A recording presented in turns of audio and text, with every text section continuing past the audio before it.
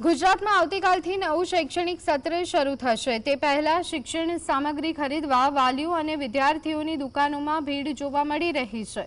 Book સ્ટોર્સના વેપારીઓનું કહેવું છે કે સરકાર દ્વારા પાઠ્યપુસ્તકો મળવાથી અને કાગળના ભાવ ઘટવાથી નોટબુક ચોપડાના ભાવમાં 10% ઘટાડો થયો છે, પરંતુ એક બાળક દીઠ 10,000 થી 15,000 રૂપિયાનું ખર્ચ વાલીઓનું બજેટ ખોરવી રહ્યું છે। વેપારીઓએ 50 વર્ષથી પાઠ્યપુસ્તકોના કમિશનમાં વધારો ન થયો હોવાનો અફસોસ વ્યક્ત કર્યો।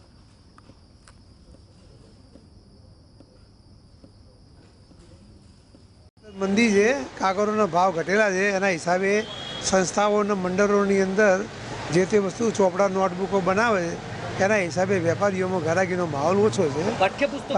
પાઠ્યપુસ્તકોની અંદર કેવું છે કે ગવર્મેન્ટ આપે છે, અમુક ચોપડા ફ્રી આપે છે, અમુક ચોપડા મંડળોએ આપે છે। એટલે ચોપડાઓની અંદર જે આપે વધુ ઘટ્યું અમારે વેચવાનું હોય છે, બરાબર છે, એમાં ફાટેલા આવે, તૂટેલા આવે, બરાબર છે।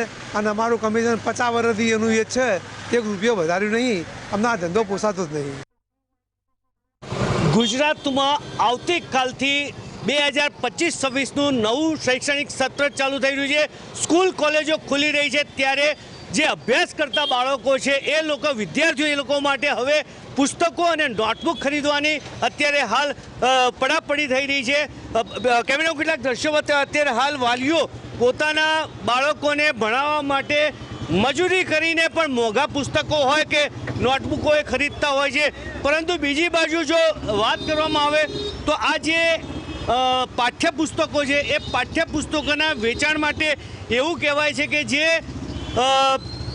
મંડળો છે અથવા તો જે સંસ્થાઓ છે અને જે પાઠ્યપુસ્તક મંડળ દ્વારા જે કમિશન આપવાની વાત આવતી હોય છે એ બુક સ્ટોરવાળાને લગભગ છેલ્લા 50 વર્ષથી વધ્યું નથી, એને લઈને ક્યાંક ને ક્યાંક એ લોકો નારાજગી છે।